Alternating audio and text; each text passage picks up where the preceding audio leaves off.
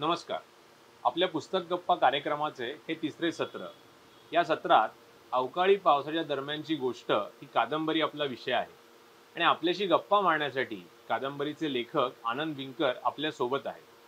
खरं तर आपण झूम मीटिंगच्या माध्यमातून दर महिन्याच्या शेवटच्या रविवारी भेटतो, पण आज काही वेगळा प्रयोग म्हणून आपण लेखकासोबतच्या आपल्या गप्पा या मुद्रित करत आहोत आणि त्या रविवारच्या कार्यक्रमात आपल्यासोबत सादर होणार आहेत. तर मी जास्त वेळ प्रास्ताविकात न दवडता थेट आता आपल्या मुलाखतीला सुरुवात करतो. नमस्कार. नमस्कार सर. हो. अ, अ, थोडंसं तुमच्या वैयक्तिक पार्श्वभूमीबद्दल, म्हणजे तुमचं शिक्षण, तुम्ही लिखाणाकडे कसं वळला त्याच्याबद्दल काही सांगाल का? शिक्षण मी ज्या समाजातून आलोय त्या समाजात ज्या काळामध्ये माझा जन्म झाला तो आमचा की पुनरुत्थानाचा सगळा काळ आहे. म्हणजे 52च्या आसपासचा माझा जन्म, 56, 57, 58च्या म्हणजे 60च्या आसपास मी शिक्षणाच्या दायऱ्यामध्ये आलो. माझ्या सुदैवानं म्हणा की माझ्या घरातली जी विरासत जी होती, परंपरा जी होती ती माझी आजोळकडची परंपरा होती किंवा वडीलसुद्धा आमच्यात जसं शिक्षणाचा संबंध होता आणि त्यामुळं साहजिकच मला शिक्षणाबद्दल आस्था होती. मी शाळेत जाण्याच्या आधीच माझ्या आईनं माझ्याकडून काय घेतलं. माझी आईसुद्धा स्वतः शिकलेली होती. म्हणजे मला पहिलं चित्र जे आठवते असं, ते मी एका ट्रेनने प्रवास करतोय आणि आईच्या हातामध्ये त्या काळचं म्हणजे येशूचं चरित्र असं ते पुस्तक मी पाहिलेलं आहे. त्यामुळं की शिक्षणाचा आणि वाचनाचा हा जो संबंध आहे किंवा मी शाळेला जाण्याच्या आधीच बाराखड्याने हे सगळं शिकलो होतो. तेव्हा शिक्षण तसं मला फार त्रासदायक पद्धतीने घ्यावं लागलं अशा प्रमाणे प्रोत्साहन तर माझ्या घरात होतच होतं तसं. काय आणि मग हे लिखाणाचं म्हणजे आपल्यात आहे कला किंवा आपल्याला लिहावंसं वाटतं, हे कसं गवसलं किंवा सुरू झालं? हं. त्याची अशीच म्हणजे मामा स्वतः एक कवी आणि माझं आजोळचं घर मुंबईला वरळीमध्ये असलेलं आणि माझं लहानपण सगळ्याच पुस्तकांच्याच याच्यात गेलेलं आहे. एक सराउंडिंगमध्ये गेलेलं आहे. आमच्या बिल्डिंग चाळीमधल्या ज्या घरामध्ये आमच्यात एक 2-3 कपाट अशी होती की जी पुस्तकांनी भरलेली असायची. आणि त्यामुळं की वाचनाची ही जी परंपरा ती माझ्या आजोळपासून होतीच आहे. गावी आल्यानंतर माझे मामा मला काहीतरी पुस्तक घेऊन यायचे. गोष्टींची पुस्तक घेऊन यायची. आणि शिवाय मी इयत्ता पहिलीला असताना इयत्ता 7वीची पुस्तकं वाचायचो. त्या वाचनाची आवड किंवा कवितेबद्दलची आवड म्हणजे शराला तो धावून आळा काळ, विव्हळला श्रावण बाळ, भावनिक हे सगळं होतंच माझ्यात ते कदाचित. त्यामुळं हे वाचनाचा एकूण परंपरा माझ्यात होतीच ती. वाटलं होतं मला सुरुवातीलाच की आपण काहीतरी वेगळे आहोत तसं या अर्थानं. मग कॉलेज जीवनात तुम्ही लिखाण करत होते? हां, तत्पूर्वीच मी खरं म्हणजे कॉलेजला माझी इच्छा होती की मी मुंबईला कॉलेजला यावं. पण माझे वडील त्यावेळी नोकरीला इथं नव्हते. कुटुंबातल्या लोकांनी मला काही सहकार्य करणं शक्य नव्हतं आणि मी उदास होऊन परत गावी आलो आणि ते 1 वर्ष माझं फुकट गेलं. त्यावेळी माझी आई म्हटली की ठीक आहे, एवढं वर्ष तू वाचनात घालव. एक मस राख आणि वाचनात घालव. मग त्या काळी मी 11 म्हणजे कॉलेजला जाण्याच्या आधीच खूप वाचन केलं. कराडला एक मोठं ग्रंथालय आहे. त्यामध्ये मी स्वतः जाऊन ती माझी नोंदणी केली चालत जाऊन म्हणजे. आणि त्यामुळे वाचन हे आहेच. ते लहानपणापासून जे माझ्या पाठीमागे लागलेलं आहे ते तसंच बरोबर. चालूच राहिलं होतं. दरम्यान काहीतरी लिहितही होतो. ते सांगण्यासारखं होतं अशातला भाग नाही. कविताही लिहित होतो. त्या कुठे प्रसिद्ध होतो त्याच्यातला भाग नाही आहे. पण लिहित होतो मी. काय मामाला तेवढं माहीत होतं की मी कविता लिहितो. हं. पण मग हे म्हणजे तुम्ही मूळचे कवी असं आपल्याला म्हणता येईल आणि मग त्याच्यानंतर आता तुम्ही कादंबरीच्या फॉर्मकडे वळलात नंतर. म्हणजे हा बदल कसा झाला? मला वाटतं व्यक्त होण्याचे जो प्रत्येक जो कवी हे लेखक किंवा कवी असतो तो प्रामुख्याने पहिल्यांदा कवितेतूनच व्यक्त होत असतो. काही अपवाद लोक असतील, म्हणजे काही लोक असतील की फार कमी लोक असतील, हजारात 4-5 लोक असतील की जे फक्त गद्य लेखनाकडे वळतात. अन्यथा खरं म्हणजे प्रत्येक लिहिणारा माणूस हा सुरुवात हे कवितेपासूनच सुरुवात करतो. त्या अर्थानं मी किंवा इतर कुणीही माझ्या समकालीन असतो ते माझ्या पाठीमागचे जे ते सुद्धा कवितेतूनच व्यक्त होत असतील. पण माझ्या बाबतीत असं झालं की मी कॉलेजला असतानाच एका बाजूला मी कविताही लिहित होतो आणि दुसऱ्या बाजूला मी 1-2 कथाही लिहिल्या होत्या. आणि त्यामुळे मला असं गद्य आणि पद्य म्हणजे कविता आणि कथा असं काही माझ्याकडे त्यावेळी फार वेगळा प्रकार होता अशातला भाग नाहीये. कोसला वाचून मी कोसलाची व्यत्यास अशी एक मी दुसरी माझ्या कॉलेजच्या जीवनाबद्दलची एक 4 वर्षाची कादंबरी लिहिली होती. सुदैवाने ती म्हणजे किंवा चांगल्या अर्थाने किंवा वाईट अर्थाने ती घाळ झाली आणि ती नष्ट झाली. कारण म्हणजे त्यामुळे मला असं कविता आणि कथा किंवा कविता आणि गद्य लिखाण हे फार वेगळं होतं अशातला भाग नाहीये. त्यामुळे मी कविता लिहित असतानाच मी काही कथाही लिहितो. म्हणजे की वरळीला मुंबईला असताना मी वरळी इंजिन छेडा नावाची एक कादंबरी लिहिली होती. ती एक 100 पानांची कादंबरी लिहिली होती. हं. ती कुठं घाळ झाली हे मला माहित आहे. काय पण आता अवकाळी ही जी गोष्ट आहे, अशा स्वरूपाचं काही कवितेत तर येणं म्हणजे असं पटकन आपल्याला कल्पना करता येत नाही. म्हणजे असं काही सांगण्यासाठी कादंबरी हाच फॉर्म अत्यावश्यक आहे असं होईल ना? हां, हां. ते बरोबर आहे, की मी कविता लिहित होतो त्याही दीर्घ कविताच असायच्या हं. किंवा असतात. अजूनही सांगतो, की दीर्घ कविताच असतात. अवकाळीच्या बाबतीत म्हणजे सांगतो. त्याच्या अगोदर मला वाटत होतं, की हा जो एक प्रश्न आहे, तो प्रश्न म्हणजे माझ्या काळाला समकालीन असा प्रश्न आहे. 1995 पासूनचा तर तो फारच हे झालेला प्रश्न, क्रुशियल असा प्रश्न झालेला. त्यामुळं ह्या प्रश्नाबद्दल मी विचार करू न करू जाणीवेच्या पातळीवर प्रत्येकजण संवेदनशील प्रत्येकजण त्याचा काही विचार करत असावा किंवा होताच करत होता. मलाही वाटत होतं की खरं म्हणजे आपण काहीतरी व्यक्त करू. आपण माझ्या जवळपास अगदी सातारा जिल्ह्यामध्ये सुद्धा जवळपास अशा घटना घडत होत्या आणि त्या अनुषंगाने मी अगोदर एक कविता लिहिली होती. म्हणजे खरंच लिहिली होती कविता. एक 14-15 पानांची एक कविता लिहिली होती. त्यातला एक भाग मला सुदैवाने सापडल्यानंतर मग ते परिवर्तनाच्या व्हॉट्सअपमध्ये मग आलेलं आहे. तो एक खांद्यावर टाकून निघून गेलेल्या माणसाची गोष्ट नावाची आलेलं आहे. पण त्यावेळी मला वाटत होतं की हे द्यावं. पण नंतर माझ्या लक्षात आलं की हे त्याला कसं होईल काही सांगता येत नाही आपल्याला. त्याच्या अगोदर अवकाळीच्या अगोदर जाण्याच्या अगोदर असं आहे की मी ज्या एरियामध्ये राहत होतो, समानदेशामध्ये नोकरीच्या निमित्ताने गेलो होतो. आणि मानदेशामध्ये गेल्यानंतर माझे एक मॅनेजर म्हटले की तुला जर या परिसरावर जर काही लिहायचं असेल, त्यांना माहित होतं की मी लिहितो. तर तुला इथं 7-8 वर्ष थांबलं पाहिजे. ते समजून घेतलं पाहिजे एक. आणि माझा मित्र जो वारला तो भारत सातपुते, त्यानं मला मी ज्यावेळी मानदेशावर एक कविता लिहिली होती दीर्घ NH-72 आणि बहुतालचा परिसर नावाची जी कविता लिहिली त्यावेळी तो म्हटलं होतं की आनंदाचा तू कादंबरीकडे वळणं गरजेचं आहे. आणि शिवाय हे सगळे प्रश्न होतेच आहे. मग ह्या सगळ्या प्रश्नांचं आणि माझ्या घटना म्हणजे खटाव मानच्या परिसरामध्ये देखील आणि माझ्या कराड तालुक्यामध्ये सुद्धा अशा काही घटना घडत होत्या. आणि त्यामुळे मला वाटायला की हे आपल्याला काय कवितेत सगळंच मांडता येईल असं नाही शक्य. आणि म्हणून मग मग सुरुवात केली. कादंबरीकडे मी सुरुवात केली असंच झालेलं आहे. बरोबर. तुम्ही स्वतः शेतकरी आहात. गाव पातळीच्या राजकारणातही तुम्ही स्वतः आहात. तिथला अनुभव पाहत आहात. सरकारी नोकरीचा अनुभव तुमच्या गाठीशी आहे. महाराष्ट्रातल्या भटक्या समाजाच्या कष्टांचा वेध घेण्याचा प्रयत्न तुम्ही करत असता. म्हणजे हे जे सगळं तुमचे अनुभव आहेत आणि अवकाळी यांचा कसा संबंध आहे? म्हणजे ते तुमच्या जगण्यातून तुम्ही जे काही अनुभवलं त्याच्यातूनच ते लिहिलेल्यातल्या गोष्टी त्यातला ढाचा आलेला आहे का ते मुळातलंच एक काही वेगळी निर्मिती आहे, लिहिणं आहे? मी आपण जो म्हणतो तुम्ही शेतकरी आहात, खरं म्हणजे मी तसा खिशात हात घालून फिरणारा शेतकरी आहे. माझ्या देहाला कष्टाची सवय आहे असं मी म्हणणार नाही. ज्यावेळी दारिद्र्य होतं त्यावेळी मी केले 1-2 वर्ष खूप कष्ट केलेले आहे. अगदी फिजिकल कष्ट केलेलं आहे. मुंबईला सुद्धा केलेलं आहे. पण शेतकऱ्याला जे आवश्यक असतं जे कष्ट, ते खरं म्हणजे फारच मोठं असतं. ते प्रचंड असतं. ते नुसतं कष्टच नसतं. ते एका बिल्डिंगच्या आत किंवा एका घराच्या आत असतं अशा भाग नाही. तर ते निसर्गाशी 2 हात करणं आणि ते कष्ट असतं. मग ते दिवस, रात्र, पाऊस, पाणी, ऊन, वारा या सगळ्या गोष्टी असतात. त्या अर्थाचा मी शेतकरी खरंच नाहीये.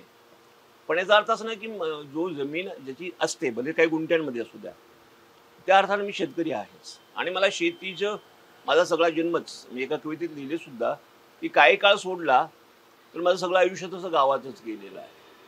आणि ते खरंही आहे त्या अर्थानं गावात. त्यामुळे माझं सगळं जे एकूण जे माझं जे एकदम जे चिंतन जे आहे किंवा माझं सगळं जे तयार झालेले माझे मूस जे आहे ती गावच्या परिसरातलीच आहे.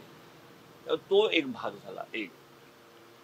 दुसरा जो प्रश्न होता तुमचा की तो राजकारणाच्या गावच्या ग्रामपंचायतीच्या राजकारणाबद्दल मी नंतर बोलेन. पण त्याच्या अगोदर म्हणजे काय की मी माझी जी विचारधारा होती ती सुरुवातीपासूनच एक सामाजिक जाण डॉक्टर बाबासाहेब आंबेडकरांचे जे एक वारसा जो आमच्या समाजात आहे त्यामुळे आणि मी जे स्वतः सगळं सहन करतो त्या सगळ्या गोष्टी जाती येतात सगळ्या, त्यामुळे मला वाटलं ना बदलाची अपेक्षा किंवा ते माझ्या आतच असणार आहे की बदल होणं फार गरजेचं आहे. त्यामुळं मी सामाजिक काम करणं हे फार फार मोठं काम आहे अशातला भाग नाही. ते आमच्या ह्याच्यातच असतं. त्या अर्थानं माझं सामाजिक कामं ते चाललेलंच आहे. मग त्यामध्ये ते व्हेरिएशन तुम्ही दाखवाल की वेगवेगळ्या ठिकाणी काम करणं ते एक भाग आहे. पण मला वाटतं की नुसतंच लेखकानं लिहिणं हे मला तितकंसं योग्य वाटायचं नाही. लेखकांची लिहिण्याच्या पलीकडे प्रत्यक्षात लोकांमध्ये काम करणं गरजेचं आहे. त्यामुळं नुसतं लिहिणं म्हणजे त्याला काही लेखक म्हणावं असं मी म्हणत नाही. ज्याला शाब्दिक कृतीला मी फार किंमत देतो अशातला भाग नाही, तर प्रत्यक्ष जनतेमध्ये तुमचा किती सहभाग आहे, तुमचा जनतेशी किती संवाद आहे, खऱ्या अर्थानं खरा संवाद किती आहे, हा महत्त्वाचा मुद्दा. तेव्हा मी सुरुवातीपासूनच लोकांमध्ये असायचो आणि मगच काही मला लिहिण्यासाठी जे आवश्यक असायचं रॉ मटेरियल जे आहे ते मिळत जायचं. त्यामुळे तसं तो एक भाग झाला. त्यात तिसरा एक मुद्दा एक सांगणं गरजेचं आहे. मी ज्या राजकीय पक्षामध्ये जे की मी मुंबईला आल्यानंतर विशेषतः डाव्या विचारधाराचं काही काम करायला लागलो. नंतर लक्षात यायला लागलं म्हणजे सगळे जे मित्र होते त्या मित्रांमध्ये अशी चर्चा व्हायची की आपण जे लिहितो ते लोकांच्या किती हे असणार आहे, उपयोगी होणार आहे किंवा लोकांसाठी काय असणार आहे. त्यामुळे लेखक डाव्या विचारसरणीचा दलित लेखक असताना माझ्यापुढे हे प्रश्न असायचे की आपण जे लिहितोय ते केवळ लोकांचं मनोरंजन करण्यासाठी लिहितोय का लोकांमध्ये काय देण्यासाठी लिहितोय, म्हणजे प्रबोधन करण्यासाठी लिहितोय अशा अर्थाचं. लिहिण्याकडे देखील माझा तसं थोडं फार कमी कल असायचा. प्रत्यक्ष कामाच्या ह्याच्यात शिवाय बँकेत नोकरी असायची. त्या सगळ्या घालमेलीमध्ये म्हणजे तसं एका कलावंत कार्यकर्त्याची खरं म्हणजे हेच होत असते. फारच त्याला काय म्हणूया की ओढाताणच होत असते व्यक्तिशास्त्रावर. त्या सगळ्या गोष्टीतून परत आणि लिहिणं हे फार मोठं काम असतं आणि ते सगळ्याला जमतं अशातला भाग नाही. मला या अर्थात जास्त जमलं अशातला भाग नाहीच आहे. पण त्यातून लिहिणारे लोक असतात आणि सुदैवाने ते लोकांपर्यंत येतात असाही भाग आहे त्यातला. पण हां, ग्रामपंचायतीच्या बद्दल तर काय मी माझ्या गावामध्ये गावी बदली करून गेल्यानंतर आहे ना जवळपास मी 15-20 वर्ष माझ्या विद्यार्थी चळवळीमध्ये, युवकांच्या चळवळीमध्ये प्रत्यक्ष मी काम करतो. काही राजकीय भूमिका घेऊन, डाव्या पक्षांची राजकीय भूमिका घेऊन विद्यार्थी संघटने म्हणजे आमच्या काम करत होतो. आणि त्यामुळे माझा आणि गावचा तसा संबंध जैव संबंध होता. नुसता गावचाच नाही तर आमच्या सगळ्या परिसराचा जो जैव संबंध होता. मी जरी दलित असलो तरी मला असं कधीच वाटलं नाही की आपण फक्त दलितासाठी काम करायचं नाही. मला सगळ्यात कष्टकरी समाज तो वेगवेगळ्या जातीमध्ये विभागलेला असेल त्या सर्वांची म्हणजे फार अगदी म्हणजे माझी एक कवितेची अशी ओळ आहे की लोकांची मला नातेवाईकात विभागणी करून घ्यायची इतके ते मला जवळचे आहेत अशी एक ओळ आहे. लोकांमध्ये तितक्या असतेनं मुळात वावरतच होतं. तर राजकारण हे असं काय निवडणुकीचं राजकारण जास्त रूढार्थाचं तसं आमच्यासाठी फार वेगळं होतं अशाच लवणे. माझ्या अगोदर देखील आमच्या ग्रुपमध्ये संघटनेतली मुलं राजकारणामध्ये असायचीच. त्याचाच एक भाग म्हणून मी गावच्या राजकारणात आहे असं मिळालं.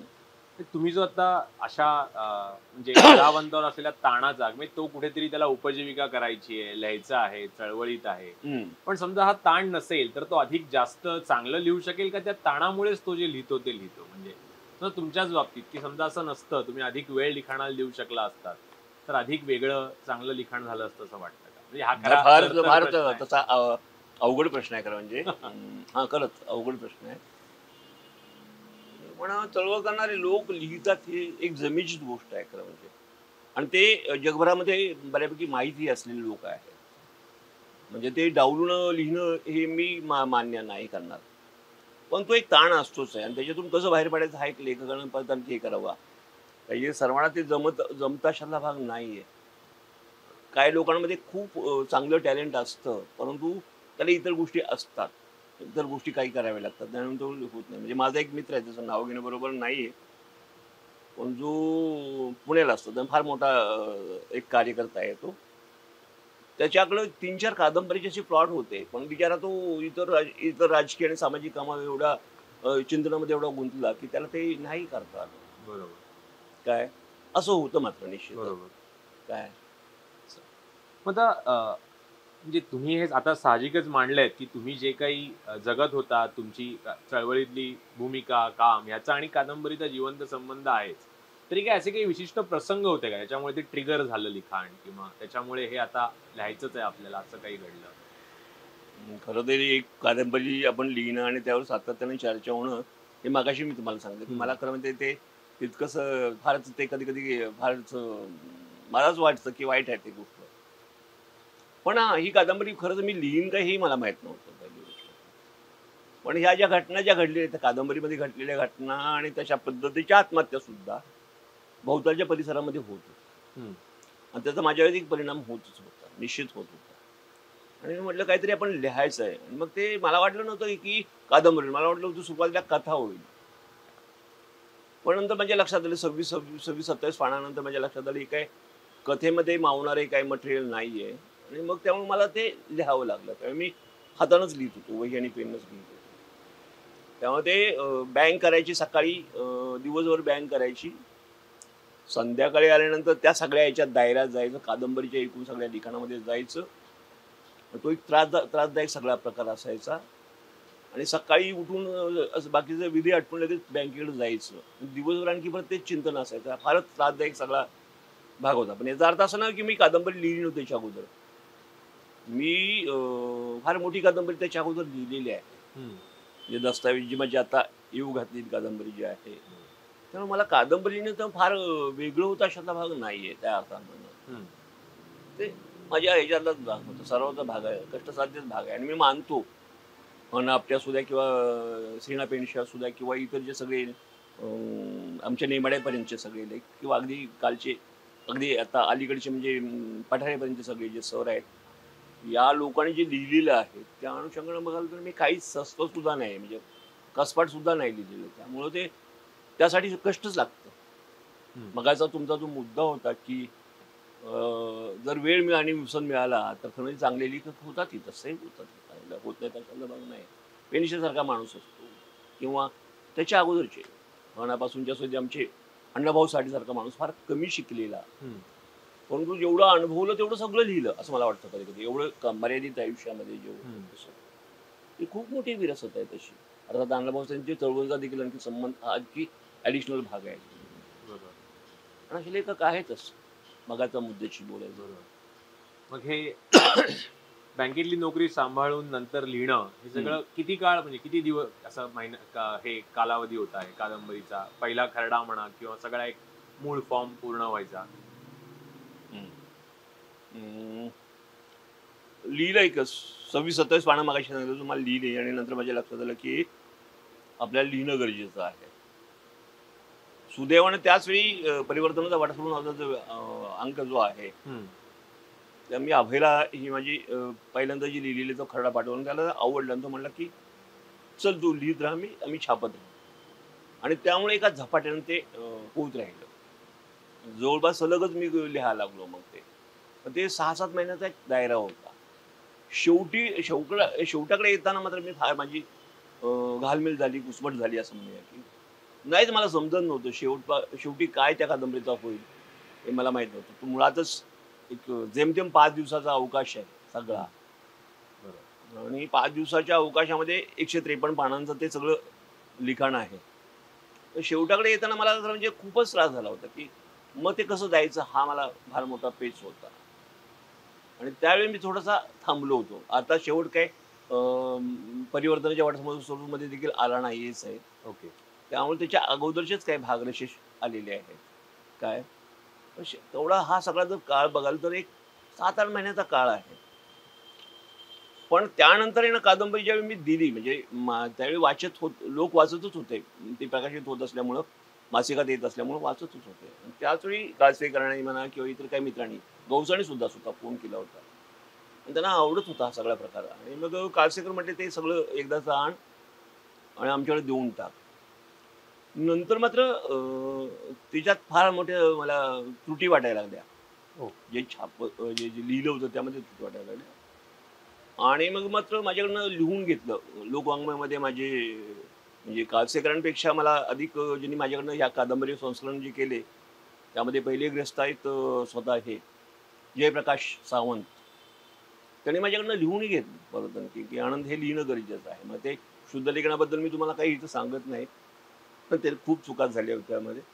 पण बाकी ते कादंबरी शिवाय माझे मित्र दत्ता देसाई आणि त्याची पत्नी विनया त्या दोघांनी देखील माझ्याकडनं ते म्हटले की आम्ही ते जीटीपी करणं हा प्रकार आहे. आणि त्यावेळी देखील आमची सातत्याने चर्चा व्हायची आणि ते लिहायचं. त्यामुळे मला कलाकृती हा जो भाग असतो तो एकाच वेळी तिसरी एक गोष्ट सांगणं गरजेचं आहे की मी लिहित असताना माझा जो मित्र होता राम साळुंके नावाचा मित्र जो वारला दुर्दैवानं, त्याला मी दिवसभर लिहिलेलं असायचं ते मटेरियल वाचून दाखवायचं. हम्म. तर माझ्यासाठी कलाकृती हा केवळ एका व्यक्तीचं काम असतं असं मला वाटत नाही. ती वेगळ्या अर्थाने तिथं तेवढं समूहाची कृती सुद्धा असत असतं किंवा आपण जे काही लिहितो ते खरं चांगलं आहे की योग्य आहे, हां चांगलं शिवाय योग्य आहे की नाही याचं कुठंतरी होणं गरजेचं असतं, चर्चा होणं गरजेचं असतं. त्यामुळे मी कलाकृती ही फक्त एका व्यक्तीची मिरादारी असं मी कधी मानत नाहीये. त्या अर्थानं तिच्या संस्करण हे होत असतात. तेव्हा संपादकाचं देखील तेवढंच फार महत्त्वाचं काम असतं मला वाटतं की हां संपादक असावा लागतो, तुमचे मित्र भोवतालचे सगळे हे जवळचे मित्र त्यांचा फार मोठा भाग असतो. बरोबर. थोडंसं आता आपण मूळ कादंबरीकडे येऊया. म्हणजे असं काही वाचणाऱ्यांकडनंही आम्हाला हे असं त्यांनी जे काय म्हटलं होतं की त्या कादंबरीला नायक नायिका असं नाहीये, त्यात बरेच पात्र ही त्यात ताकदीने असं येतात. तुम्हाला स्वतःलाही असंच वाटतं का त्या कादंबरीबद्दल? खरंच म्हणजे असं काही नाही नायक ते पुरुषच असला पाहिजे म्हणजे मध्यवर्ती पात्र असं म्हणूया. किंवा मध्यवर्ती पात्र हे पुरुषच असलं पाहिजे असा माझा कधीच अट्ठास नसतो. नायिकाही म्हणजे असा नाहीच अट्ठास माझा कधीच नव्हता. असं कोणी सांगितलंय की पुरुषच असला पाहिजे नायक असं नाही. माझा एक मित्र मला म्हटला होता की या अर्थानं तुझा नायक खरं तू नायक नाहीच आहे. नायकाकडे जे काही गुण असावे लागतात ते तुझ्या नायकाकडे नाही. तर माझ्या नायक जो म्हणूया की यशवंत राणा आमचा नायक आहे, बिलकुल नाही त्याच्याकडे. तो एक साधा माणूस आहे, साधा मराठा संस्कार असलेला तो एक माणूस आहे. त्यामुळे तशा अर्थाने बघायला तर माझ्या कादंबरीत ते नायकांपेक्षा स्त्रिया मला फार महत्वाच्या वाटतात. आणि एकूण शेतीचं जे एक हे असतं कष्टाचं जे सगळं जग जे असतं, शेतीचं सगळं जे आर्थिक आणि सगळं सामाजिक भाग असतो किंवा अगदी ते जैव पेरण्यापासूनची सगळ्या प्रक्रिया असते किंवा त्याची उगणीक असते, त्यामधला जो स्त्रियांचा जो सहभाग आहे तो पुरुष फक्त नाममात्रच असतो. जसा जन्म देण्याच्या प्रक्रियेमध्ये असतो तसंच अन्यथा खरं म्हणजे सगळं शेतीचं काम हे फार स्त्रियांना करावं लागतं. म्हणजे त्याची निंदे असू दे, भांगलड असू दे, मग ते काढणे असू दे, नंतर ते धान्य व्यवस्थित करणं असू दे, त्याची उगणी करणं असलं तर शेतीचा आणि स्त्रियांचा फार जैव संबंध असतो. त्यामुळे तसं बघायला तर या अर्थानं बघायला तर माझ्यासाठी शेतीच्या एकूण प्रक्रियेमध्ये पुरुषापेक्षा स्त्री फार महत्वाची आहे असं मला वाटतं. म्हणजे उषा हे कादंबरीचं कॅरेक्टर अधिक आहे. मध्यवर्ती त्याच्या पात्र. अगोदर काही उषा ही माझ्यासाठी पार्वतीची हे आहे एक आवृत्ती बरोबर. ती विकसित झालेली आवृत्ती. तर म्हणजे पार्वती एरवी उषा नसते तर पार्वतीच राहिली असते ना शेवटपर्यंत. पण बरोबर. पार्वतीचीच फुडली ती म्हणजे पार्वतीचीच फुडली ती एक्सटेंड केलेली आवृत्ती असं मला वाटतं उषा.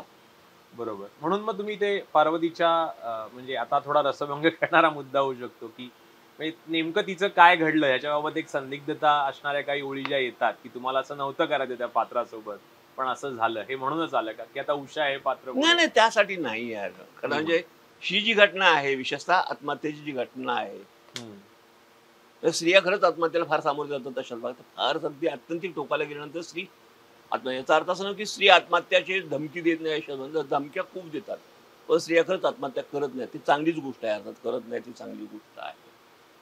पण स्त्री नाही शक्यतो माघार घेत नाही, जीवनाला कशी माघार घेत नाही असं माझं मत आहे. पुरुष हताश होतो, हतबल होतो आणि तो आत्महत्येकडे प्रवृत्त होतो, स्त्री नाही होत. त्या अर्थाने मी म्हणत होतो की मला पार्वतीला असं मारायचं नव्हतं या कादंबरीमध्ये. अशा पद्धतीची सेम घटना झाली होती आमच्या जवळपास झाली होती. बरोबर. त्यामुळे मला वाटलं होतं की कादंबरीमध्ये ज्या स्त्रिया ज्या शेतकरी आत्महत्यामध्ये ज्या स्त्रियांचा जो आत्महत्येचा जो भाग होतो तो कदाचित इन्सिस्ट झालेला असावा, त्यांना प्रवृत्त केला असावं आत्महत्येसाठी. अन्यथा बहुसंख्य स्त्रिया ज्या महाराष्ट्रामध्ये झालेल्या आत्महत्यामधल्या बहुसंख्य स्त्रियांशिवाय पुरुषांनी जास्त आत्महत्या केलेल्या आहेत. आणि नंतरचा सगळा संसाराचा जो गाडा आहे तो स्त्रियांनीच रेटलेला आहे. बरोबर. ते आपण पाहतो सुद्धा, अनुभवतो सुद्धा. त्या अर्थाने मला म्हणायचं की तिला मारायचं नव्हतं. बरोबर. अवकाळीमध्ये निवेदनाचे अनेक प्रयोग आहेत. म्हणजे थोडंसं हे शब्द समीक्षकी वाटू शकतात की चौथी भिंत मोडून टाकणं वगैरे जे म्हणतात, म्हणजे किंवा अद्भुताचा काही जो स्पर्श आहे त्याच्यात, चौथी भिंत मोडून टाकणं म्हणजे जसं मी मग म्हणजे असं पण म्हणतो की तुम्हीच काही सांगता निवेदक काही वाक्य म्हणजे ती पात्रांच्या स्वरूपात नाही तर थेट वाचकाशी संवाद येणं किंवा काही अद्भुताचा जो स्पर्श आहे त्या गोष्टीला थोडासा म्हणजे तुम्ही प्राण्यांच्या ह्याच्यातनं ते जे केलेलं आहे हे सगळं कसं म्हणजे अं, हे लिहिता लिहिता स्फुरलेलं आहे किंवा काही मुद्दामून हे योजावं असं काही तुम्ही नाही, कादंबरी लिहिताना असं काही मुद्दा म्हणून मी काय केलं असं मला बिलकुल वाटत नाही. बऱ्याच लोकांना वाटतं की हे काही प्रयोग आहेत की काय, असं बिलकुल प्रयोग नाही आहेत ते. अशा घटना होत असतात. याच्यापेक्षा अधिक अद्भुत अशा घटना होत असतात.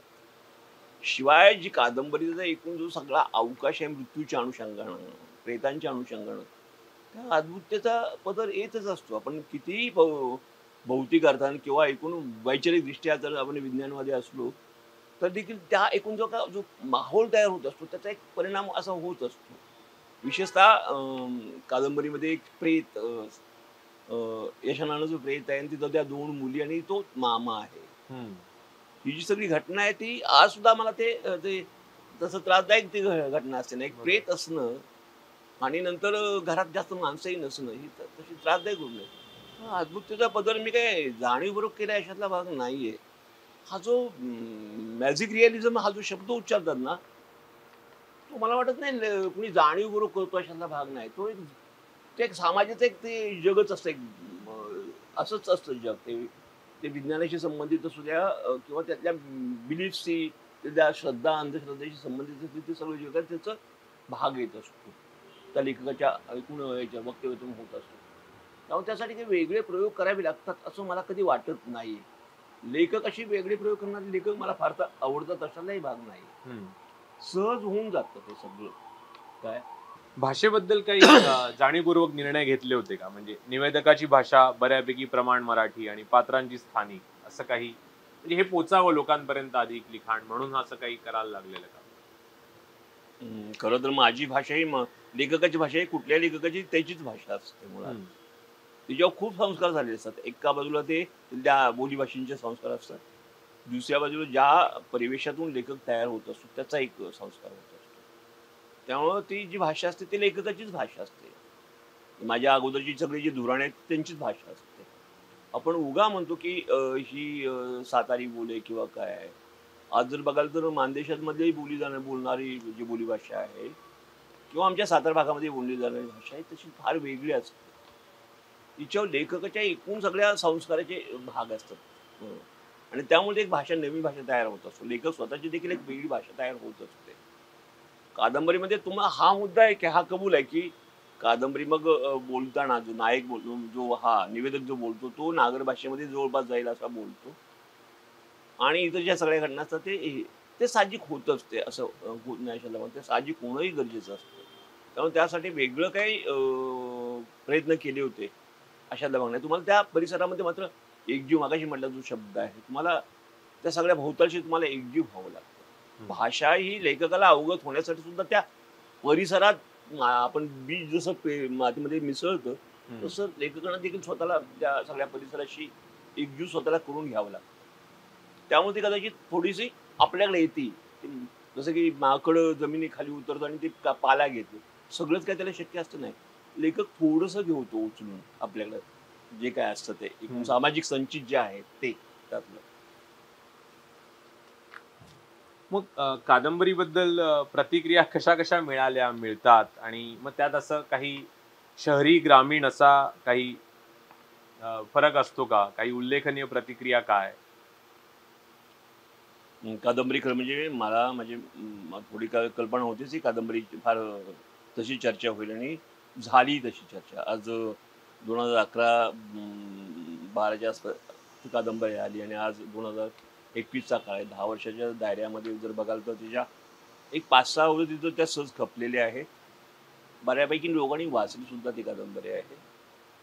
खूप साऱ्या चर्चा झाल्या, त्याच्यावर खूप लिहिलंही गेलंय. त्याचं एक पुस्तकही आलं होतं. काही चांगली लिखाण सुद्धा झालेलं आहे. काय समीक्षेच्या अनुषंगाने बघाल तर फार चांगलं लिखाण सुद्धा त्याच्यावर झालेलं आहे. एका बाजूला झाले आणि दुसऱ्या बाजूला असं आहे की तिला जो मिळालेला वाचक आहे तो सर्व स्तरातला आहे. आपण फार वेगळं लिहितोय आणि ते फक्त सीमित सिलेक्टिव्ह लोकांसाठीच असणार आहे. हा जो एक लेखनाचा भ्रम करणं चुकीचं आहे खरं म्हणजे. लेखकानं लिहिलं पाहिजे त्याचा हा एक ठरतो एक मला कुणाला सांगायचं हे ठरतो. पण वाचक असं ठरत असतो. पण लेखकानं खरं म्हणजे इतक्या आत्मीयतेनं लिहिणं गरजेचं असतं, की सर्व थरातला वाचक तुम्हाला मिळणं फार गरजेचं असतं. म्हणजे जसं की माझ्यासाठी आदर्श म्हणाल तर शेक्सपियर आहेत. की शेक्सपियरची नाटकं मी वाचली तर अशातला भाग नाही मराठीतून. इंग्लिशमधून वाचले अशातला भाग नाही, मराठीतून. पण शेक्सपियरचा जो वाचक आहे तो एका बाजूला तो फार मोठा इंटेलेक्च्युअल म्हणजे फार हुशार, बुद्धिमान असून दुसऱ्या बाजूला अगदी सामान्य म्हणून त्यामधली जी कथा-बिथा असते ती सामान्य माणसाला देखील भावणारी गोष्ट असते.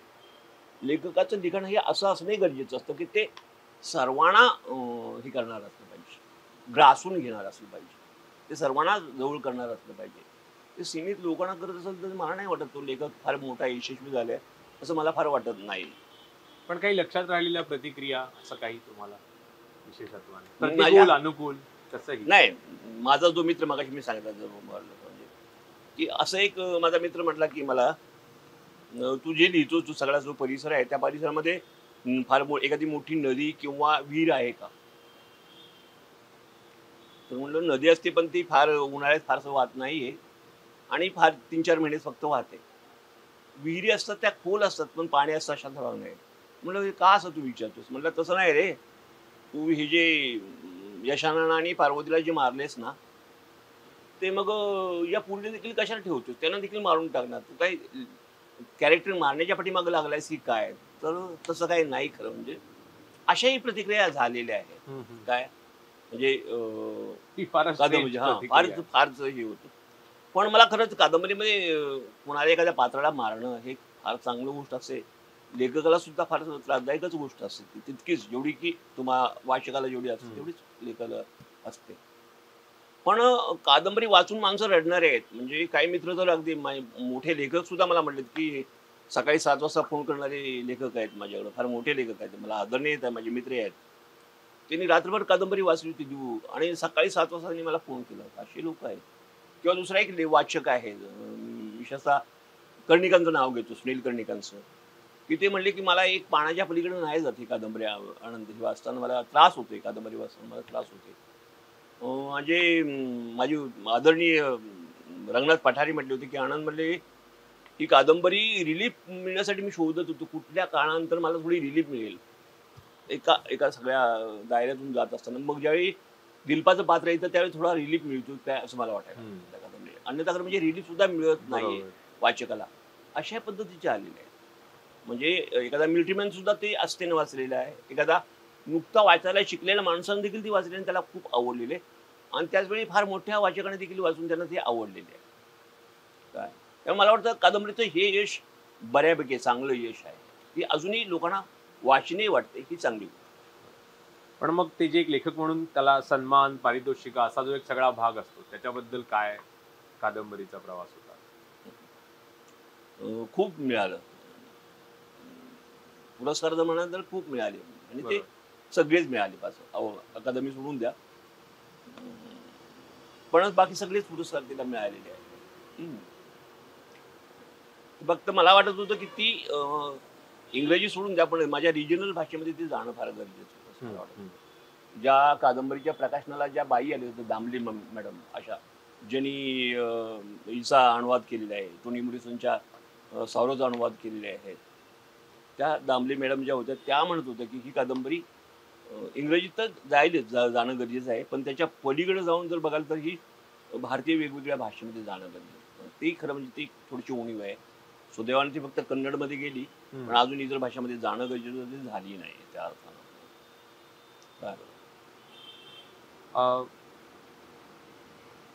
थोडंसं आता हे थोडं अधिक व्यापक आहे म्हणजे मोबाईल, इंटरनेट या सगळ्या गोष्टी आता सगळीकडे झिरपत आहेत. म्हणजे त्यात असं काही महानगर किंवा असा फरक उरत नाहीये. असं झाल्यानंतर लिखाण वाचनाला म्हणजे लिहिणाऱ्याचं म्हणजे तुम्हाला येणारे प्रतिसाद बदलले म्हणजे किंवा वाचनाच्या लोकांच्या सवयी बदलल्यानंतर त्याचं काही तुम्हाला त्याच्याबद्दल काही निरीक्षण तसं जाणवतंय का? ते तुम्ही आता जसं 4G वगैरे अवकाळी आल्यानंतरच्या काळात मध्येच आलेलं आहे ना म्हणजे इंटरनेट अगदी सर्वत्र झिरवलं त्याच्यानंतर काही फरक पडला किंवा कादंबरीबाबत म्हणा किंवा इन जनरल तुमचं काही जे निरीक्षण आहे वाचणाऱ्या लोकांच्या बाबतीत? नाही म्हणजे की इंटरनेटचा एकूण जो काही प्रभाव झालेला आहे आजच्या पिढीवर जो झालेला आहे तो एका बाजूला म्हणूया की खरं म्हणजे इंटरनेटचा मोठा प्रभाव झालेला आहे त्यामुळे वाचनापासून लोक बाजूला झालेत काय असा एक सवाल आहे. पण बघाल तर व्हॉट्सअप युनिव्हर्सिटीची चुकीची असो बरोबर असो पण ते वाचलं जात आहे. हम्म. किंवा फेसबुक असू द्या फेसबुकमध्ये सुद्धा ते वाचलं जातं. लोक वाचनापासून परावृत्त होतात असं मला वाटत नाहीये या अर्थाने एक. आणि दुसरी गोष्ट त्याचा प्रभाव म्हणजे त्या सगळ्या माध्यमांचा प्रभाव सोडून त्याची एक चांगल्या काही गोष्टी लोकांमध्ये एक स्प्रेड आउट व्हायला लागलेल्या आहेत. म्हणजे काही अशी एक पिढी सुद्धा तयार व्हायला लागलेली की केवळ फेसबुकामध्ये लेखक किंवा कवी झालेले लोक सुद्धा आहेत. आणि बरोबर. ते त्यांची मी नावं घेत नाही पण तशी मुलं तयार झालेली तरुण पोरं आहेत. त्यामुळं या सगळ्या माध्यमांचा एक वाईट परिणाम होतो असं बिलकुलच नाहीये. हा त्याच्यात किती आपण गुरफटणं गरजेचं आहे किंवा किती गुरफटं योग्य आहे त्याच्या पलीकडे जाणं योग्य नाही त्या गोष्टी वेगळ्या आहेत.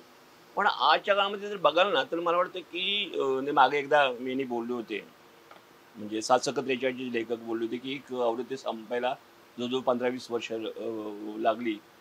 पण मला वाटतं की आत्ताच्या या सगळ्या माध्यमामुळे ना जर बघाल तर महाराष्ट्रामध्ये वाचनाची एक परंपरा फार मोठी वाढायला लागलेली आहे. हळूहळू का असेना पण ती वाढते आणि ती खेडेगावापर्यंत जाते. बरोबर. म्हणजे आता आपण जिथं बसलोय ती पपायलेसारखी संस्था आहे जी वाचनामध्ये इथं नव्यानं शिरलेली आहे. अशाच पद्धतीची काही मुलं स्वतः या पुस्तकांच्या विक्रीमध्ये किंवा वाचन संस्कृती वाढवण्याच्या प्रक्रियेमध्ये फार मोठ्या पद्धतीने स्वतः व्यक्तिगत स्तरावर फार ही झालेली सक्रिय झालेली आहे ती. आणि त्यांचा एक प्रभाव वाढतो त्याचा एक फार चांगले परिणाम सुद्धा व्हायला लागलेले आहेत. असं मला खरं म्हणजे आशादायीच गोष्ट वाटते त्या अर्थानं. आणि त्या अनुषंगाने मग माणूस लिहायला लागलाय मोकळं व्हायला लागलाय व्यक्त व्हायला लागलेला आहे त्या शब्दाद्वारे व्यक्त व्हायला लागलाय आणि ही फार चांगली गोष्ट आहे. हां त्याच्यावर प्रत्येक गोष्टीवर ह्या सगळ्या गोष्टीवर आपण थोड्या मर्यादा ठेवणं गरजेचं आहे. तुमचं मराठीतल्या समकालीन ग्रामीण साहित्याबद्दल काय निरीक्षण? म्हणजे मुळात ग्रामीण साहित्याचं वर्गीकरण असावं का नाही याच्यापासूनही तुम्ही जर काही बोललात तरी ते आवडेल. खरं म्हणजे ही माझी नव्यानं जी झालेली आज की आली नाही मेघना फुसकुटे खरं म्हणजे तिचं हे फार मोठा त्याच्याबद्दल तिचा कसं आहे. आणि माझं असं म्हणणं आहे की असं ग्रामीण किंवा नागर असं काय असतं असं मी मानत नाहीये. कारण भारत हा सगळा देश किंवा जगभरामध्ये सगळं जे सगळं माहोल जे आहे ते शहराच्या पलीकडे फार मोठं असं एक जग आहे जे खेड्यानी वस्तीनी तांड्यानी असं भरलेलं आहे जग.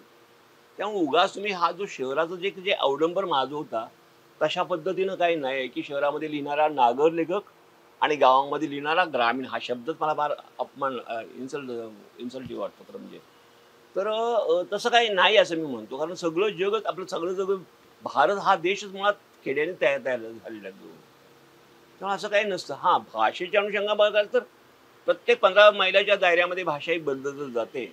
त्यामुळं ती भाषेवरनं केवळ तिला ग्राम्य किंवा खेडवळ गावंढळ असं म्हणणं हे काही तितकंसं नाही, योग्य अशा वाटत अर्थाने नाही नाही या म्हणजे अर्थाने. ते शेतीबद्दलचं आहे हां. किंवा त्याचे प्रश्न हे थोडेसे शहरी अर्थव्यवस्थेपेक्षा वेगळे आहेत. अशा अर्थाने आपण जर त्याला हां, ग्रामीण नाही, म्हटलं. नाही. हा प्रश्न निश्चितच म्हणजे बहुतांश प्रश्न निश्चितच वेगळे आहेत, की बाबा शहरातलं जगणं आणि गावचं जगणं हम्म. याच्यामध्ये प्रश्न आहेत. शहरामध्ये मिळणाऱ्या संधी असतात आणि गावामध्ये मिळणाऱ्या संधी असतात. उपलब्धता जी असते ती. हा देखील भाग असतो या सगळ्या गोष्टी. दळणवळणाची साधनं देखील असतात. एखाद्या गोष्टीसाठी गावामध्ये बाबा एखादी छोटी गोष्ट करण्यासाठी 4 तास लागतील आणि शहरामध्ये 1-1.5 एका तासामध्ये देखील होऊ शकते. ह्या सगळ्या गोष्टी आहेत. या सगळ्या गोष्टींचा म्हणजे हा एक वेगळा परिणाम होत असतो. कबूल आहे. पण आज जागतिकीकरण असू द्या, पर्यावरण असू द्या, या सगळ्या गोष्टीमुळं शहर आणि गावं त्यामध्ये फार तफावत निर्माण झाली अशातला भाग नाहीये. म्हणजे हा एक भाग आहे तो एक. पण तुमचा प्रश्न काय होता की ग्रामीण आणि शहर हां. असं- तर मला असं हा आजचं लिहिलं मुद्दा जाणारं जे साहित्य आहे त्याच्याबद्दल काय तुमचं मत? नाही, आज लिहिणारे त्यामध्ये बहुसंख्य लोक गावातलेच आहेत. मी ग्रामीण हा शब्द उच्चारित नाही तर मी गावातलेच आहेत असं मी म्हणेन. हम्म. फार कमी लोक शहरातले लिहितात. खरं म्हणजे लिहिणं फार गरजेचं आहे. शहराचे प्रश्न स्वतःचे म्हणून प्रश्न आहेत. मग त्या बेकारी असतील, राहण्याचे प्रश्न असतील, पर्यावरणाचे प्रश्न असतील किंवा ऐकून जे काही दहशतीचे सगळे प्रश्न असतील. या सगळ्या गोष्टीबद्दल जयंतसारखा एखादा लेखकच जो आत्तापर्यंत चांगल्या पद्धतीने लिहित होता. प्रतिमा जोशीसारखी बाई जी होती त्या लिहित होत्या. लिहितात त्या अजून. पण इतर फार कमी लिहितात. आज शिल्पासारखी जी शिल्पा कांबळेसारखी जी आहे फार कमी लिहिलं जातं शहरामध्ये. ते का कमी लिहिलं जातं याच्याबद्दल आपल्याला विचार करणं गरजेचं आहे. मी मागे म्हणतो की शहराचं एवढं धावपळीचं जगणं आहे की त्यामध्ये लेखकाला किंवा कवीला उसण फार कमी मिळते, वेळ फार कमी मिळते. आणि त्यामुळे खरं म्हणजे त्यांचं जगणं दररोजच्या जगण्यामध्येच त्याचा वेळ सगळा खर्ची होते आणि त्यामुळे त्याला व्यक्त होता येत नाही. खरं म्हणजे शहरातल्या लेखकाने फार लिहिणं गरजेचं आहे, पण तसं होत नाहीये. मला वाटतं कदाचित गावामध्ये थोडी उसण मिळते की काय असंही मला वाटतं. किंवा सगळा लिहिणारा जो वर्ग आहे तो शिक्षकी पेशा किंवा प्राध्यापकी असल्यामुळं की काय तिकडे लिहिलं जास्त जात आहे. म्हणजे असंच शहरामध्ये देखील होणं फार गरजेचं आहे. पण हे जे शहराच्या म्हणजे शहरी आपण आता तो शब्द वापरूयाच नको ज्याच्याबद्दल तुम्ही मत केलं हम्म. की ते हे सगळं गावातले जे लिहिणारे लोक आहेत त्यांचं लिखाण हे शेतकऱ्याबद्दलच आहे असं काही ठरलेलंच आहे का त्याला पण काही त्यातही वेगळे नाही, प्रयोग त्याचे होत एक आहेत? एक एक एक भाग असेल की आता जो 1960-70च्या दशकानंतरचा जो भाग आहे त्यात जे शिक्षणाच्या साक्षराच्या दुनियेमध्ये जे आलेला जो सगळा तबके आहेत, समूह आहेत, त्यामध्ये गावातला गावकुसाच्या आतला भाग आहे हम्म. जास्त.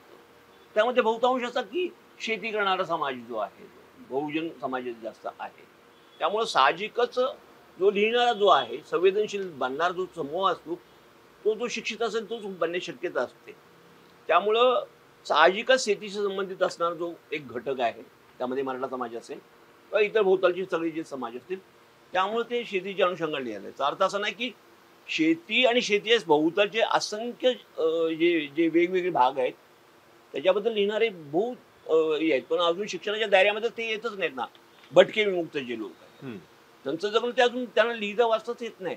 ते काय लिहिणार आहेत? ते ग्रामीण एकूण सामाजिक आणि अर्थव्यवस्थेमध्ये जखडलेले सगळे लोक असतात, पण त्यांना काही लिहिता येत नाही. का तर अजून त्यांना शिक्षणच मिळत नाही. आता हा कैलास शिंदे सारखा जो पोरगा आहे त्यानं जी जोडीनंचं पुस्तक लिहिलं, किंवा एक दैना नावाची एक कादंबरी लिहिलेली आहे जो फाशी भारतीय समाजातला माणूस आहे, किंवा ती विंचवाचं बिराट नावाची कादंबरी मनोविकासमध्ये लिहिलेली पुस्तक जे आहे फार किंवा अशोक पवार सारखा जो लेखक आहे, किंवा दुसरा एक आहे भंगार लिहिणारा लेखक जे आहे, हे सगळे लेखक फार कमी आहेत की 1000 त्यांची जर लोकसंख्या असेल तर त्यातला एखादा शिक्षित होतो. हे सगळे काही शहरामध्ये राहणारी मुलं आहेत त्याच्यात भाग नाही, किंवा लेखक आहेत त्याच्यातला भाग नाही.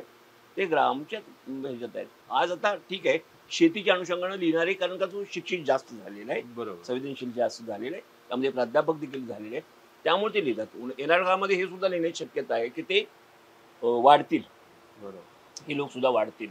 त्यामुळं असा जो एक बनाव हा शब्द मी बरोबर वापरत नाही, पण असं जे काही म्हटलं जातं की ते फक्त शेतीच्याच अनुषंगाने आपण बोलतोय असं नाहीये. फार मोठं आहे अवकाश कशाला, ग्रामीण जगाला किंवा हम्म. एक गावाला फार मोठं एक हे आहे, अवकाश आहे, फार मोठं आहे. आणि त्या प्रत्येक अवकाशाला स्पर्श करायचं, प्रत्येक समूहाच म्हणजे की जाती स्तरावर बघायला तर तिथे खूप मोठे भाग आहेत. वेगळ्या जातीचे वेगळे अनुभव, धनगर समाजामध्ये असू द्या किंवा बेलदार समाज असू द्या, लोहार समाज असू द्या, बौद्ध समाज असू द्या, मातंग समाज असू द्या, वेगवेगळे समाज जे आहेत त्यांचं अनुभव विश्व वेगळं आहे, त्यांची परिभाषा वेगळी आहे, जगण्यातली परिभाषा सुद्धा वेगळी आहे. ते सगळं येणं फार गरजेचं आहे आणि ते सगळं गावाच्या दायरेमध्ये आहे. परत पण आता जे असं लिखाण येत आहे त्यात एक असा विषादाचा सूर आहे, म्हणजे जागतिकीकरण, शहरीकरण, बाजारीकरण या सगळ्याबद्दल एक असं थोडंसं प्रतिकूल मत उमटतंय. हा थोडा सारखेपणा आहे का, म्हणजे ते त्याची मर्यादा आहे का, ते इतकं भीषण आहे की ते येणं हेच पलीकडे दुसरा काही पर्यायच नाहीये? काय की आजचे जे क्रायसिस आहेत, विशेषतः जागतिकीकरणानंतर निर्माण झालेले, एका बाजूला जागतिकीकरण आहे, कॉर्पोरेट जग आहे, आणि दुसऱ्या बाजूला की पर्यावरणाचं जग आहे, किंवा हळूहळू जे काही एकूण जे आपण जी स्वातंत्र्य, समता आणि लोकशाहीसारखी जी मूल्य जोपासली होती त्याच्या पलीकडचं परत आणखी जी भांडवली लोकशाहीमध्ये ज्या काय मिळाल्या होत्या सगळ्या गोष्टी त्या परत सगळे जातात की काय असं निर्माण व्हायला लागलेलं आहे. त्यामुळे एक फार मोठासा आहे काही तिथं, त्यामुळे विषादाचा सूर हा अभिव्यक्त होण्यावर आलेला आहे. अभिव्यक्त सुद्धा होता येत नाही आहे, जेवढं होणं गरजेचं आहे तेवढं होता येत नाही आहे. हा एक भाग आहे. म्हणजे हे सगळे येणं कारण हे सगळं वास्तव इतकं भयावह आहे, तर लेखक असू द्या, कलावंत असू द्या, त्यांच्यावर मर्यादा येणार. त्याला लिहिताना ह्या सगळ्या गोष्टी येणारच, त्याच्यामध्ये कळत नकळत का समज ते सगळ्या गोष्टी येणारच आहेत. तुमचा हा मुद्दा इथपर्यंत झाला. पुढलं काय म्हणता तुम्ही? हा म्हणजे नाही तुम्ही अर्थात उत्तर दिलं. म्हणजे मला म्हणायचंय की हे जे असं आता जे साहित्य आहे असं शहराबाहेरचे जे लोक लिहित आहेत त्या सगळ्यामध्ये हे काही सामायिकपणे दिसतं की त्यांना या नव्या व्यवस्थेबद्दल एक विषाद आहे किंवा त्यातनं आलेले जे काही दुष्परिणाम आहेत त्याचं चित्रण ते आहे. एका बाजूला राजकीय आहे आणि दुसऱ्या बाजूला पर्यावरणीय सुद्धा आहेतच. बरोबर. काय अभिव्यक्तीच्या अनुषंगाने सुद्धा आहेतच, हे मी कबूलच केलं पाहिजे आपल्याला. पण म्हणजे या थोडंसं या अशा अशा म्हणजे काय म्हणू आपण की या व्यवस्थेबाबतच्या अशा नकारात्मक भूमिकेशिवाय पण त्या साहित्यात काही वेगळं असू शकतं का?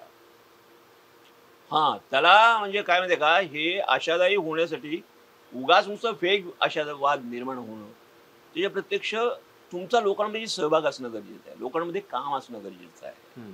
ते कन्स्ट्रक्टिव्ह पातळीवर बोलतं काम. मी म्हणत नाही नुसतं डेमॉन्स्ट्रेट करणं म्हणून नव्हे, प्रतिकार करणं म्हणून नव्हे, तर एक रचनात्मक सुद्धा कामाची एक ऊर्जा आपल्यात निर्माण होणं गरजेचं आहे. म्हणजे अवकाळीमध्ये शेवटी मी आहे त्याचा, अमूर्तच आहे तो. पण पणाह काय? जगण्यासाठी आपल्याला एक आधार मिळणं गरजेचं आहे. त्यामुळं आमची जी उषा जी आहे, ती जो जगण्याचा आधार जो आहे तो निसर्गाच्या माध्यमातून, जनावरांच्या माध्यमातून आणि सगळ्या भोवतालच्या विश्वाच्या माध्यमातून ती हासिल करू पाहते. जी मिळतील त्या सगळ्या गोष्टीतून ती स्वतःला जगण्यासाठी एक स्रोत, नवीन एक आशा शोधण्याचा प्रयत्न करते.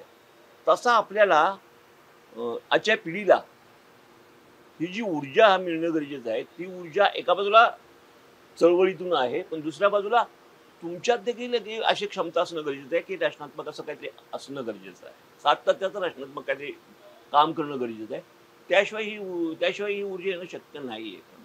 आणि ते आणण्यासाठी खरं म्हणजे लेखकाच्या स्वतःच्या सहभागाशिवाय इतरांनी देखील त्याच्याशी हे असलं पाहिजे, सक्रिय असणं गरजेचं आहे. बरोबर. काय आता शेवटचेच 2 प्रश्न आहेत. एक म्हणजे तुम्हाला असं सामाजिक प्रश्नांबाबतचं किंवा असं अजूनही बाकी कुठलं लिखाण आवडलेलं आहे किंवा अजून असं काही आहे का जे मराठी साहित्यात अजून दुर्लक्षित राहिलंय पण यावं असं तुम्हाला प्रकर्षाने वाटतं? नाही, मला मला जास्त अपेक्षा अशी आहे की भटके आणि विमुक्तांचं जे जगणं आहे, हं. ते कल्पनातीत वेगळं असं जगणं आहे. ते खरं म्हणजे येणं फार गरजेचं आहे. म्हणजे ज्यावेळी मी पठारेने ज्यावेळी इरेंद्राने तिच्या आजी ज्यावेळी लिहिलं, त्यावेळी मी म्हटलं की असं काही आपल्यात नाहीच झालेलं. अशा पद्धतीचं आपल्यात नाहीच आहे जगणं. खरं म्हणजे आपल्याला अशा पद्धतीने कुठं काही झालेलंच नाही.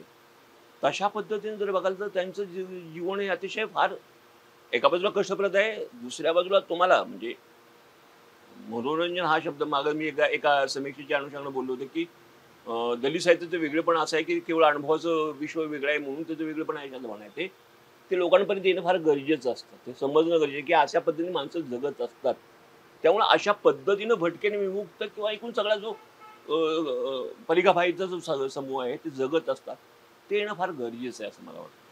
आणि ते जेवढं जास्त येईल तेवढं आपण स्वतः देखील समृद्ध होत जाऊ, माणूस म्हणून देखील समृद्ध होत जाऊ आणि आपल्याला वाटेल की अरे आपण कुठल्या याच्यावर आहोत, एकूण विकासाच्या कुठल्या टप्प्यावर आहोत हे समजेल माणसाला, वाचकाला देखील समजेल आणि भोवतालच्या लोकांना देखील समजू शकेल ते सगळ्या गोष्टी. आणि असं जे आलेलं आहे लिखाण मराठीत सामाजिक प्रश्नांबाबत त्यातलं काही आवडलेलं किंवा असं उल्लेखनीय म्हणजे आता जे ऐकणार आहेत कार्यक्रम त्यांनाही अनेकांना हे नवीन लेखक समजतात, पुस्तकं समजतात त्यामुळे असं म्हणजे आता मला लगेच काय सांगता येईल अशा भाग नाही. म्हणजे की बरोबर. पण याचा अर्थ असं नाही की खूप नवीन आश्वासकाची नावं आहेत ज्याचा खरं म्हणजे उल्लेख करणं म्हणजे एकाचं नाव उल्लेख करताना दुसऱ्याकडं ते हे होणं बरोबर नाही. बरोबर. आणि हे हा पळवाट हे असे असंही मी समजत नाही. बिलकुल मी पळवाट करतोय स्वीकारतो अशालाही भाग नाही. मग अशा आपण जयंतचं नाव घेतलंच आहे, एका बाजूला जयंतचं नाव घेतलेलं. अशा असंख्य कवी आणि लेखक आहेत आणि ते मी म्हणत नाही की लगेच ते फार मोठे अगदी सत्यकथे या म्हणजे साहित्य अकादमीच्या तोडीचे असतील अशातला भाग नाही. आपण वाचकानं हे मात्र केलं पाहिजे की हा तो ग्रामीण आहे, तो शहरी आहे असं नका हे करा. वेगळ्या पद्धतीने तो काही लिहितोय हे वाचण्याचा प्रयत्न करा. मी सुदैवानं दीड एक वर्ष मी रसिक पुरवणीमध्ये लिहित होतो आणि त्यावेळी माझ्या वाचनामध्ये खूप साऱ्या गोष्टी आल्या. म्हणजे विशेषतः परिघाबाहेरच्या सगळे जे लेखक कवी लेखक आहेत त्यांचं खूप वाचन आलं आणि त्यामुळे महाराष्ट्रातला कवी लेखक त्या वेगळ्या पद्धतीने वेगळ्या जगाकडे जो भिडतोय ते मला खूपच अप्रूपाची गोष्ट वाटली होती, फार कौतुकाची गोष्ट वाटली होती. त्यामुळं असं समजू नका की जे कोणी भटके विमुक्त लिहितात ते खरं म्हणजे त्यांचं पुस्तक अशा पद्धतीनं प्रेझेंट होतं हा महत्वाचा मुद्दा नाही, ते काय लिहितात हा महत्वाचा मुद्दा आहे. ते पुस्तक चांगल्या पद्धतीने झाले की नाही हा मुद्दा नसतो. नाही मी इन जनरल विचारतोय म्हणजे असे असंख्य नवीन लोक आहेत भटके विमुक्तामध्ये आहेत आणि प्रत्यक्ष जे आज लिहिणारे लेखक आहेत त्याच्यामध्ये सुद्धा आणि कवी सुद्धा आहेत. फार प्रॉमिसिंग अशी नावं आहेत. म्हणजे मी त्यासाठी बघाल तर मी स्वतःच आशावादी माणूस आहे की बऱ्यापैकी लिखाण चाललेलं आहे. अधिक कसं समृद्ध होऊ शकेल याच्याबद्दल आपण सर्वांनी विचार फार करणं गरजेचं आहे. बरोबर. आणि आता आपण समारोपाच्या प्रश्नाकडे येऊया की आता नवीन काय लिहिताय म्हणजे? मगाशी मी सांगितलं की खरं म्हणजे नवीन आहे ना, दस्तावेज माझी नवीन कादंबरी नाहीच आहे मी सांगेन. दस्तावेज मी खरं म्हणजे साधारणतः 1995 पासून ते 1999 हा पहिला चॅप्टर होता. मी अवकाळीला मुळात सुरुवात केली ती 2009-10च्या आसपास म्हणजे मधला पिरियड जसा गॅपच आहे. पण त्यावेळी कविता लिहितच होतो. कविता कमी लिहितोय. पण दस्तावेज माझी आता येऊ घातलेली कादंबरी आहे ही.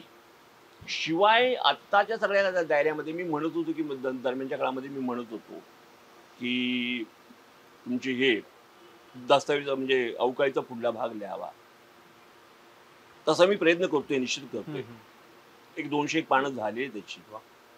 पण ज्या पद्धतीने जाणं गरजेचं आहे तो एक नाही आहे. आणि मला वाटतं माझं जे जग आहे, अनुभवाचं जे जग आहे, मी काही जे अनुभवलंय त्या अनुषंगानं मग ते समाजाच्या बद्दलचं असेल त्याच्याबद्दल फार लिहिणं गरजेचं आहे. विशेषतः दलित समाजामध्ये हा जो एक इरा आहे, 56 नंतरचा जो बदल जो आहे तो आणि आजची परिस्थिती आहे, या सगळ्या गोष्टीबद्दल खरं म्हणजे नव्याने लिहिणं फार वेगळी गरज आहे. आणि तो माझ्या पिढीतले एक खरं म्हणजे ते अधिक चांगल्या पद्धतीने लिहू शकतील. पण मी स्वतः देखील त्याच्याबद्दल मी खरं म्हणजे स्वतःला दोष देणं फार गरजेचं आहे. तसं लिहिणं गरजेचं आहे. कुणीतरी लिहिणं गरजेचं आहे. त्यामध्ये मी देखील आहेच. कुणीतरी लिहिणंही गरजेचं आहे तसं.